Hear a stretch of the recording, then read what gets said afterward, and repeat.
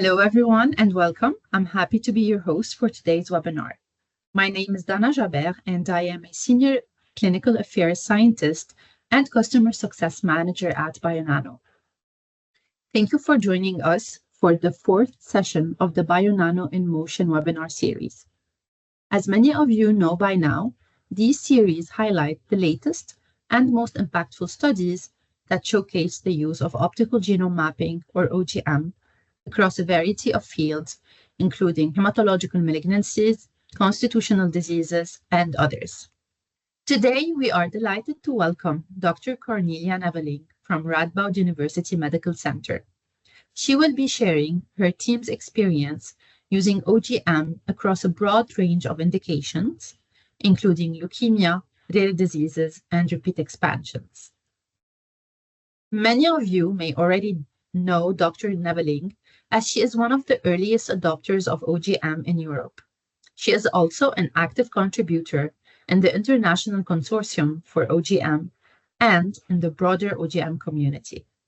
Dr. Neveling earned her PhD in human genetics from the Julius Maximilians University Würzburg in Germany. In 2009, she joined the Department of Human Genetics in Radboud UMC in Nijmegen, the Netherlands. First, as a postdoctoral researcher, and by 2011, she transitioned from research to diagnostics, with a strong focus on sequencing technologies and translational genomics. She is currently a staff scientist at Genome Diagnostics and serves as a coordinator of the Radboud Technology Center Genomics. Her primary interest lies in driving innovation and bringing new technologies into clinical practice, with a particular emphasis on sequencing and optical genome mapping. Connie, thank you so much for being with us. The floor is yours. Great. Thank you very much. And thanks again for inviting me here to give an update on where we currently are with using optical genome mapping at Radboud UMC. And Dana already mentioned I'm going to get an overview of several areas that we are currently working on. And I'm hoping that's not too much of information. We are at Radboud UMC. Optical genome mapping used since 2019 when we got our first Sapphire. And in the meantime, we do have 2 Sapphire machines and 1 Stratys, and we are currently preparing to get the second Stratys. We really do love the benefits of optical genome mapping because of its ultra-long DNA molecule that you all know, the natural DNA molecules, so no bias, for example, by PCRs. We really like that it is sequence content independent, so easily goes beyond GC stretches or repeats, and it's very easy to reach at high coverage. So all that makes that you can use optical genome mapping for a variety of tests. So it's really generic, and it can be used for both the detection of constitutional as well as somatic aberrations. And I'm just listing a few of them here. And the first 3 that I'm here mentioning, these are the ones that I would like to talk about today, which is the first one, the replacement of classical cytogenetics. This I would like to show you for our leukemia cases. Then I will jump to the discovery of so far hidden structural variants in rare disease cases, and finally talk a little bit about repeat expansions. But there's many more areas you can think of that I cannot talk about today.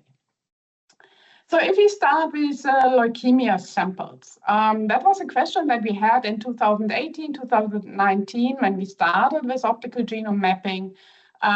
We were thinking about the fact that usually you do several different tests like karyotyping, FISH, or array for several leukemia indications. And we asked ourselves whether it would be possible to replace them all by optical genome mapping to get a generic test, so one test for all these leukemia samples. And this is how we started in 2018, 2019. And I'm showing you 2 studies here very briefly because they are both published. We started at that time with a cohort of 52 leukemia samples that were analyzed in a retrospective way. So at that time, these samples were known, so we knew from standard of care technology what it in there, and we just tested whether optical genome mapping would be able to identify this previously known variants. And we got very good data. So we had 100% concordance for variant allele frequencies larger than 10%. And this data, and there's many more data in there, is published in the American Journal of Human Genetics in 2021. So following that study, we performed a second study that was this time a prospective clinical utility study, again using 50 samples, this time only AML samples. So in these samples, we did not know before where we had to look for. So these samples were done in parallel by standard of care. Data were compared afterwards. And again, we were really lucky that we had 100% concordance, meaning that all the variants that were identified by standard of care were also identified by OGM with a allele frequency this time even larger than 5%. And we had more. We found additionally clinically relevant findings in 10% of these samples, so variants that were not seen by standard of care, but that were seen by optical genome mapping. And we had additional details on known aberrations in another 10% of the samples. So think about a fusion partner, for example, that was not known before. And last but not least, the turnaround time was really much faster. And that one was actually not so much for the wet lab, but rather really for the interpretation part that was much easier with optical genome mapping. And also that second study here, it is published, but unfortunately in Dutch only, because we decided at that time to publish that study in the Dutch Journal for Hematology, really with a purpose to reach the Dutch hematologists here in the Netherlands, so that I knew what would be coming in future. So we were very happy with these data, as you probably can imagine, and therefore our management team decided that we really would like to offer optical genome mapping as a clinical research test, and we're doing that since October 2024. We started with AML only, and in the meantime, we added other indications such as CML or CMML, but also neoplasms with tyrosine kinase gene functions are currently offered.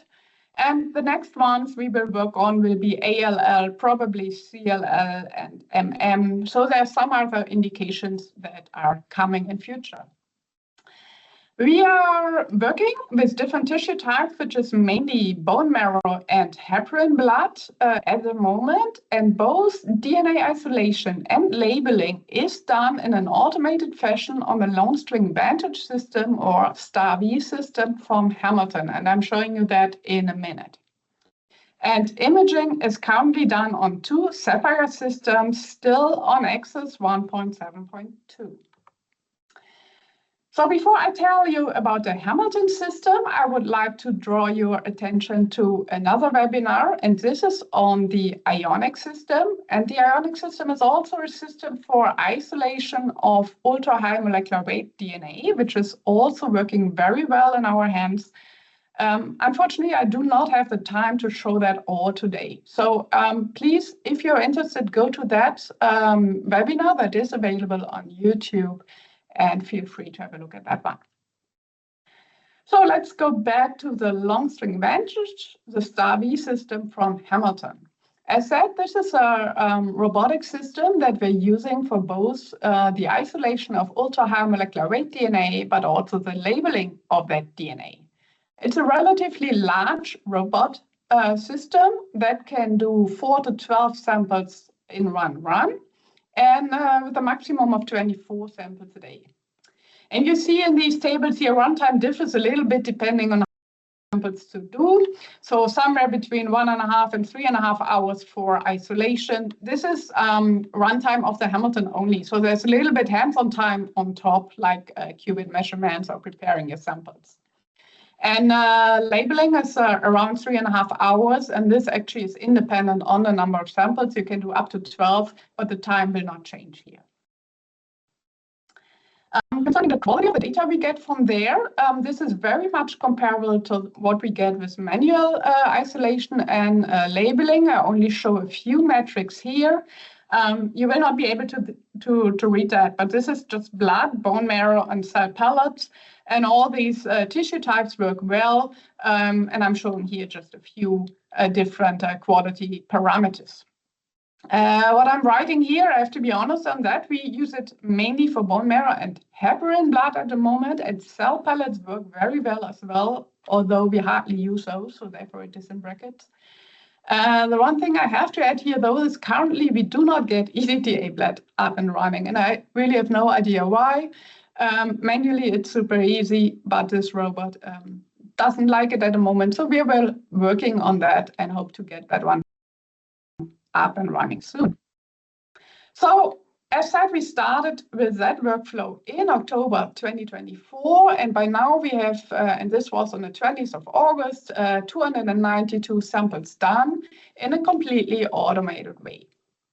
I just told you that we can do a maximum of 24 samples a day, and now I really have to tell you, I'm sorry, currently we only do really practically only 12 samples a week, which is 2 series of 6 isolations per series. And the reason for that is that nearly all samples we get currently are bone marrow samples, and they often have quite a bad quality. So this is really sample dependent. And to really get the 500 gig or more than 300x effective coverage, we have on nearly every sample at least one, on nearly every chip at least one sample that really needs a full runtime.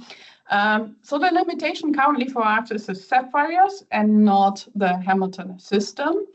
But of course, I told you already, we would like to get another Stratys soon. So we are planning to switch to the Stratys, and then we don't have any problem at all anymore to increase our throughput.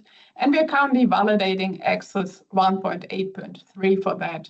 And then, yeah, we are happy that we can add more indications. And you're seeing that here actually in the beginning, this is all the samples that we performed with this automated workflow starting from the beginning of this year. You see very, very low numbers in the beginning of the year, and this was really done on purpose. Because we started with a handful of samples because we really needed to be sure that this very new, completely automated workflow is stable. And here you see we're currently increasing the numbers. And well, with the Stratys and Access 1.8.3, we will include other indications. One last thing on this Hamilton system, I'm sure you would like to know how stable that is. So here I would like to tell you that concerning isolations, it's very good. We have 1.3% rework at the moment only. And for labeling, it's a little bit more. Here we have 8% rework, so we need to improve on that. But I think that's still okay. There's 3.5% failure at the moment. That means that samples that are repeated and still do not perform, they will go into the old standard of care workflow, which is still available because we have a lot of indications still running on that old workflow. But honestly, most of these samples don't perform there as well. So this is really sample dependent, and this failure rate is also lower than the failure rate that we have or had before for normal standard of care. So still, we are very, very happy with that one. Then I told you we are currently validating Access 1.8.3. And also here, I'm really happy to tell you that I really like that software a lot, although I have it just for 2 weeks or so at the moment. So first, I'm happy to tell you that there are some algorithms back that we really missed in 1.8.2, like the RVA, or we like to call it RVP, the rare variant pipeline, is back in 1.8.3. Of course, you also have the guided assembly, both for LAF and constitutional analysis, and also overlaps that I also do a lot for duos or trios, for example, are back in that version. Then runtimes improved a lot in 1.8.3 compared to the previous versions. We have, just have it for 1 or 2 weeks at the moment, I told you. So we have 17 samples now tested in parallel, both with RVA and GA-LAF. And the average runtime for the RVA pipeline is 2.6 hours per 2 samples. So the Stratys compute is now able to analyze 2 samples simultaneously. And the average runtime GALAF is 9.5 hours in our hand for our samples, again, per 2 samples. So that's really great. Concerning structural variant calling, what we do is we have a set of samples that we have analyzed with so far every single variant or access version that we had. So the last one here, this is what I told you, is used currently is 1.7.2 REP. And all structural variants that were identified with this software is also detected with 1.8.3 and then both with RVA and GALAF. There's one exception, and this is came to a PTD, so a partial tandem duplication that is not called in 1.8.3. But this is really a difficult sample that we put in on purpose because it has already not been called in several of these earlier versions. And Bionano knows about that, and they're very hard working on that. So I'm sure it will be called very soon in future. And then I have something which I called false positive, but I would like to explain that.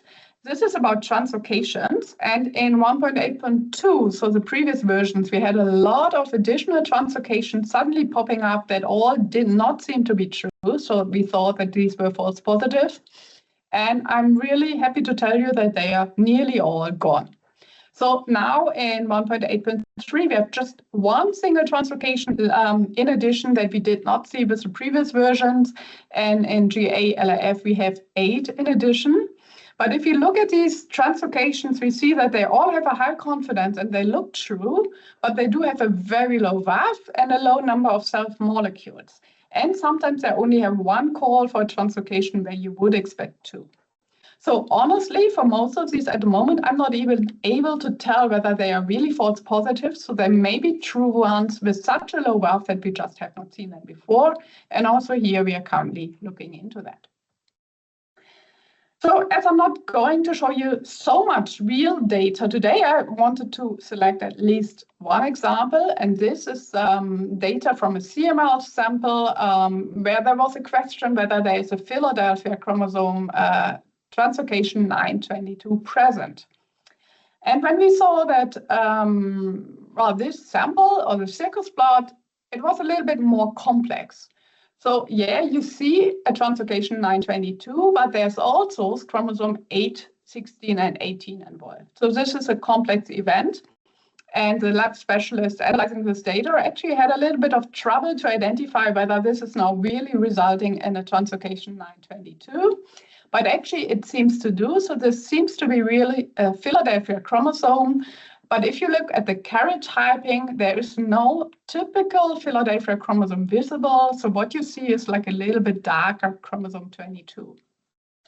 So this is a very nice example, I think, of a Philadelphia chromosome that very likely would have been classical karyotyping.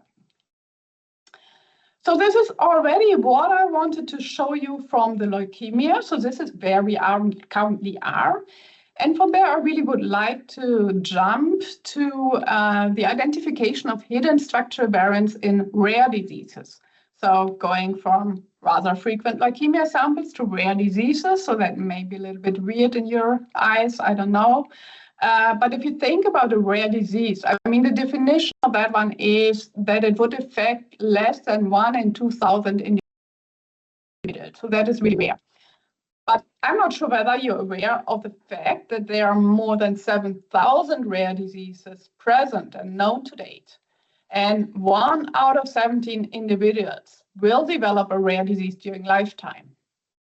80% of those is thought to be genetic at the moment. So although a rare disease per se is rare, if you take them all together, they're actually not rare at all. And therefore, we really need to work on that. The problem of the individual disease to being rare is that it's often hard to find a diagnosis. So you see it here, the average time to get a diagnosis for rare diseases is around 6 years at the moment. 1 in 3 patients will receive often a wrong diagnosis at first, and 2/3 of them currently do not get a genetic diagnosis at all. So I think you can imagine, based on these numbers, that we urgently need to change something about these numbers. And that was the goal of the SolveRD project, which I would like to show you today. And the SolveRD project was a large European research project. It was running from 2018 till 2023, so this is a finished project by now.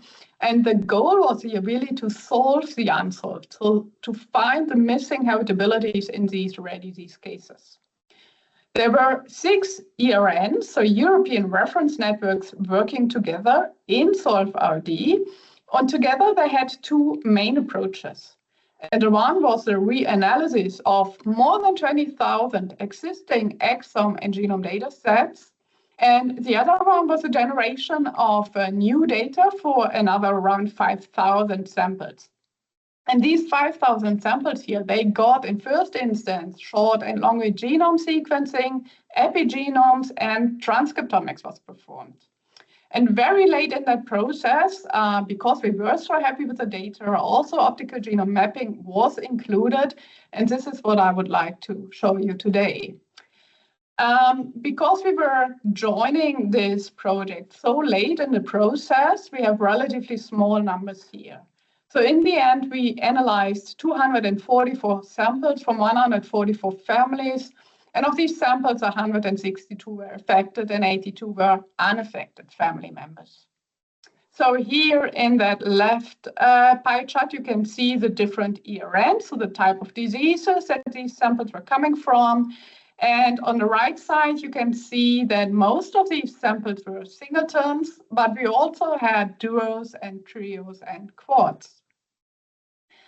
I'm now assuming that most of you people in the audience have seen Bionano data, so I don't think I need to explain you really how these circus plots are composed and how the filtering works.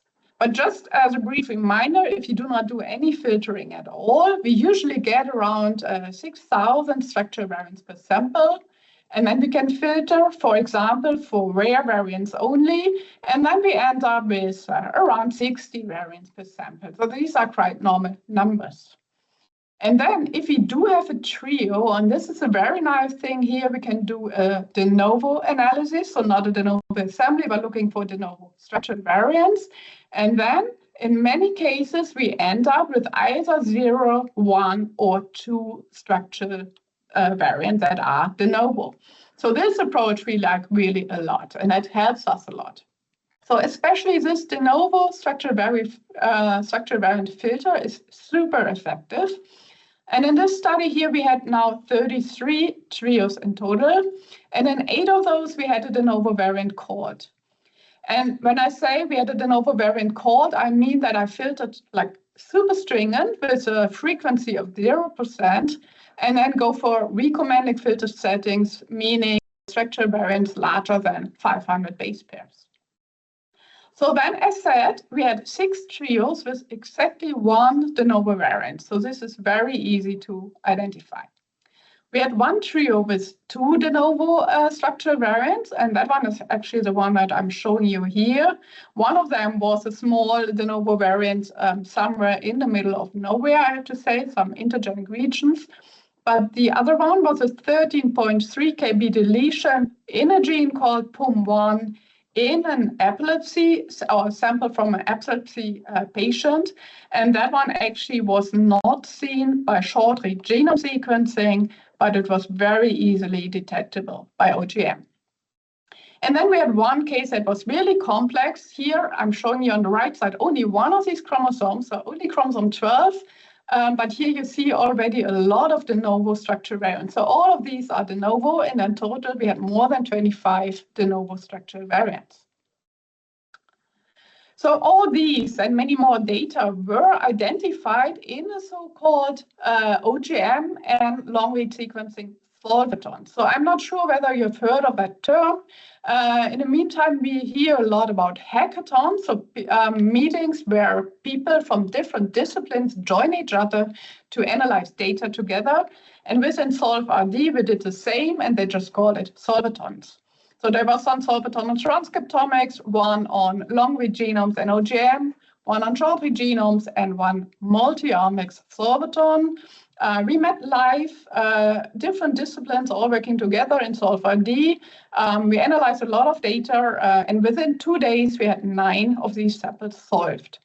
And this is actually just accepted, and I hope that I will be able to show you that manuscript soon. So unfortunately, I cannot show you all these data because this is a lot, but just to give you an idea, we identify either disease-causing variants or candidate disease-causing variants in 12.5% of these samples. And although that study, so Solv-RD, is really closed, but we were so late in the process with OGM that we are still looking at these data together with the referring experts. So this is still ongoing data. But what we can tell already is OGM really allows for a systematic detection of structural variants, and then especially of de novo structural variants. That is really easy, and we see currently 0.27 SVs per genome.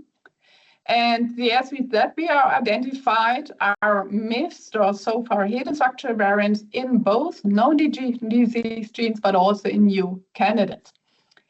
We see all type of SVs, so deletions, insertions, inversions, duplication, and translocations were all identified. Some of them, as said, de novo, but also inherited ones, and even, as I've shown you, very complex events.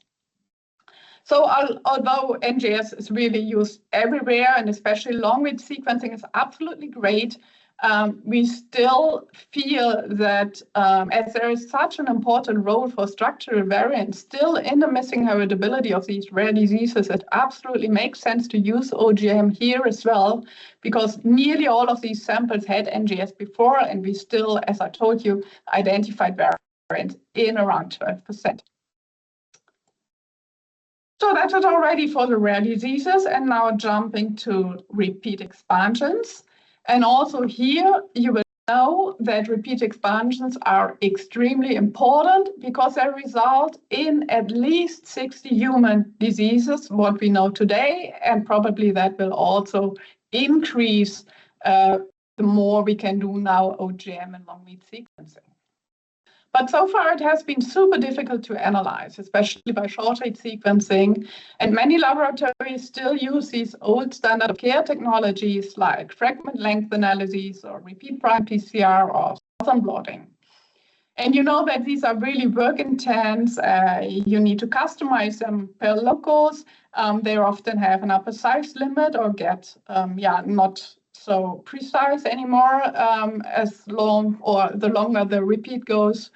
So therefore also we thought, okay, also here we think that optical genome mapping maybe could help to analyze these regions more in a generic way, because we always like to work as generic as possible. And so to investigate that, we worked with a cohort of 85 samples. These were all samples that had repeat expansions that were previously identified by standard of care technologies. And these repeat expansions were in the genes RFC1, that is involved in Camber syndrome. And we analyzed DMPK and CNBP that are associated with myotonic dystrophy type 1 and type 2. And for all these 85 samples, we tested 3 different pipelines, 2 of which you don't know yet, so I would like to show you today. So for all of those, we started with the BNX file. And the first analysis, that is an analysis that you probably all know, is a normal de novo assembly pipeline that you find in Access. And you get structural variants called, well, as soon as they are larger than 500 base pairs. But even if they are smaller, you can usually see them visually in the data. So usually between 200 and 500 base pair repeat expansions would be visible if you look at these molecules in the de novo assembly pipeline. So this is what you all can do with your Access pipeline. But now we are working a lot together with Mike and Andy Pang and Alex Hasty and some other people involved. And they wrote very nice scripts for us. And one of them is called the Local Guided Assembly Pipeline. And that is actually a guided assembly pipeline that is really focusing only on a region of interest. And this is very much similar to what you know from the established Fragile X or FSHD and focused pipelines. And next to that, we had a third script that we did test, and that one was called a molecule distance script. And all the scripts and data that I'm showing you here today are available, and these codes are available on GitHub, so you can just go there and get them for you. Let's start with the de novo assembly pipeline, because this is what you all know. So I would like to show you here a CMBP sample where standard of care said that there is a repeat expansion on one of the allele having more than 75 repeat units. What we see using optical genome mapping is indeed repeat expansions, but honestly, this is an indirect test, so we cannot tell at the moment that this is a repeat expansion. The only thing that we see that there is an insertion, and in this case, there is an insertion of 32 kb. Now, we know that we are expecting a repeat expansion, and we know that CNVP is a 4-nucleotide repeat. Calculate this 32 kb by 4, we know that we have a repeat expansion of around 8,000 repeat units. So yes, indeed, standard of care was correct here. We do have a repeat expansion on one allele larger than 75 units, but now OGM tells us actually it's around 8,000 units, which is a little bit more. So the same for a DMPK sample, which is a 3-nucleotide repeat. The standard of care predicted a repeat expansion of more than 150 units on one allele. We do detect by optical genome mapping an expansion, and we can calculate, actually, it's around 470 repeats, which is larger than 150. So again, this was correct. And then here you see an RFC1 sample, and here standard of care said that this is most likely a homozygous variant, homozygous repeat expansion. But what we saw with optical genome mapping, that we do have repeat expansions on both alleles, but they are not homozygous, but they do have definitely different lengths. So it's biallelic, but not homozygous. And that sample here, for example, was also sequenced on the Revio. So it had a long-read genome sequencing that was done. Well, first of all, you see that this repeat unit actually was consisting of different repeats between now for our C1 sample is pretty normal. But if we just add up all the different numbers of repeats, we're coming very close to the prediction that Bionano does. So the size, at least for that sample, was really pretty accurate. That was really surprising. So this is a de novo assembly pipeline. So you know that, just to remind you, you have the genomic positions of the two labels around the area of interest in the reference. So you can calculate the distance between these two. And then you can do the same for your sample with expanded allele. And you can just subtract these two distances from each other, and you will know the size of your repeat expansion. So you can do that also for variants that are too small to be called. The local guided assembly pipeline works a little bit different, and I hope that Andy is on the call actually to answer all your detailed questions on that. It is working with a reference that is used for the assembly, and it's not working with a whole genome guided assembly, but with a local guided assembly. So you have to give the region of interest before, which is in this case DMPK plus a little bit a region surround. And it will then cluster all your molecules in different genome maps, depending on the label difference, and then try, depending on the distance between these labels, to assign these different genome maps. You get the different IDs for those to either the one or the other allele. And you get also, for example, standard deviations then for your repeat expansions. The molecule distance tool then works actually with an intermediate file of the local guided assembly. So a file of the guided assembly tool will then be used as input file for the molecule distance tool. And that one will really only look at the two labels around the area of interest and not at the whole region. and will give you really the distance between these labels for every single molecule. And then you can just plot those distances. So I can imagine that's a lot of detail indeed, but what we did is I told you we have 85 samples. So we tested all these samples with all pipelines. And with the de novo assembly pipeline, we were able to confirm 81 of these 85 repeat expansions. And with the local guided assembly, we were able to confirm 80 of these 85 repeat expansions. So none of them was able to identify all of them, but if you put them together, we were able to identify 84 out of these 85. So there was one missing, and that one was predicted by standard of care to consist of 88 repeat units, and that was a DMPK sample. So 88 times 3 is below the detection limit of the X is 1.7.2 that was used here. And actually, OGM told us the data that it is not 88 repeat units, but it is less. So we think that we missed that one sample because it is just less repeat units that were detected by standard of care. If you compare the data of the local guided assembly and the manual de novo assembly, another thing that we saw is that it seems that the de novo assembly pipeline seems to underestimate the repeats a little bit, and then especially for smaller repeats. So we also had some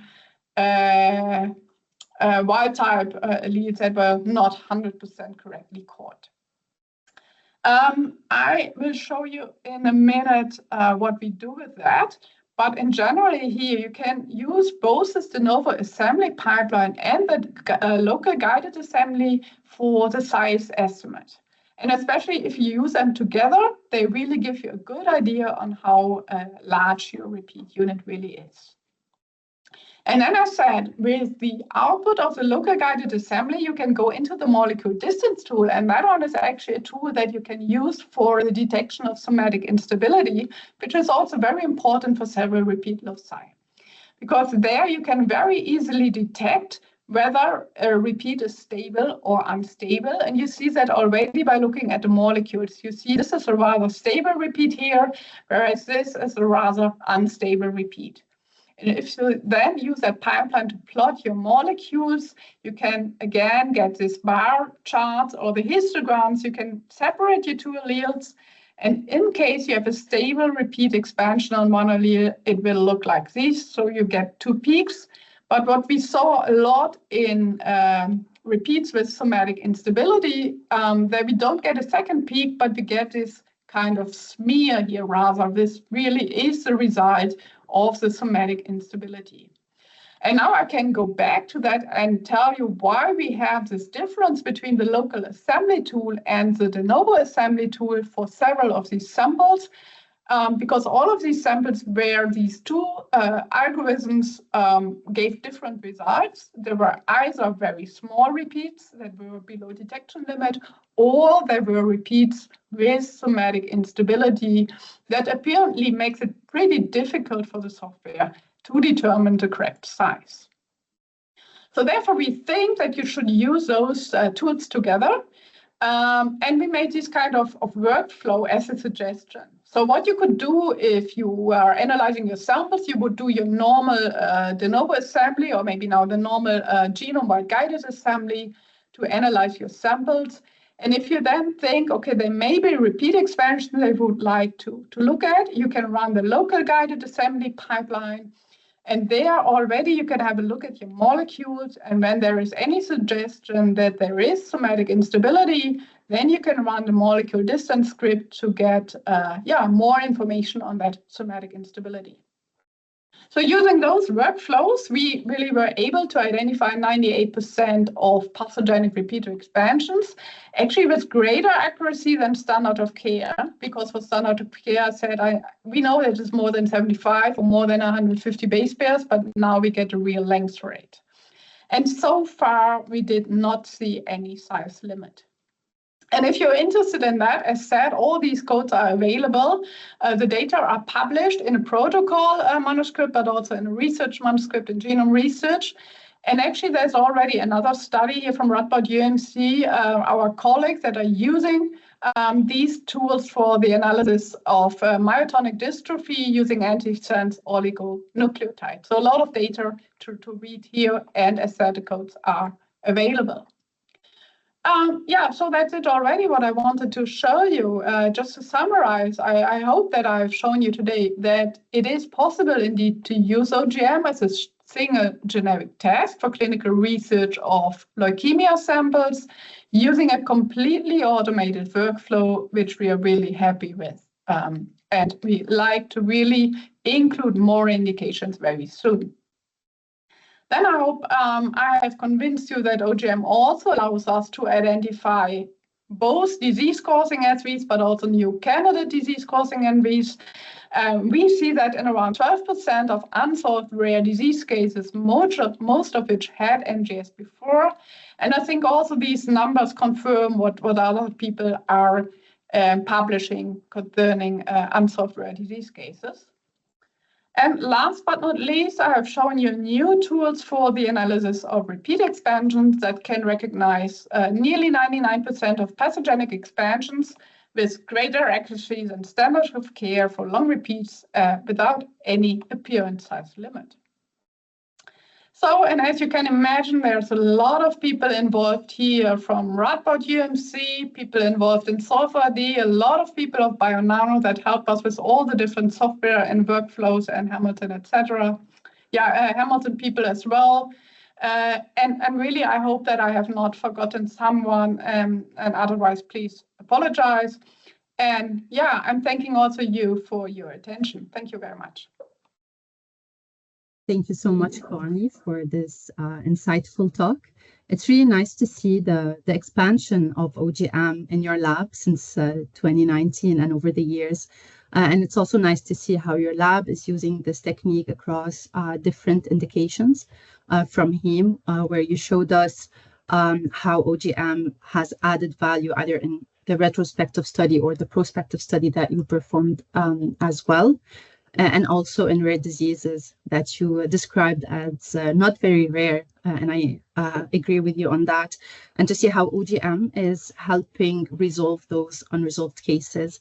And lastly, thank you also for showing us the repeat expansion study, where you showed how OGM is able of correctly sizing and detecting those pathogenic repeat expansions. Thank you so much. And before we conclude, I also want to take a moment to thank all of our attendees for joining us today. We hope that you find this session informative and valuable. And if you have any further questions, please feel free to reach out to us. Have a wonderful day, and we look forward to seeing you all in our next session. Thank you. Thank you very much.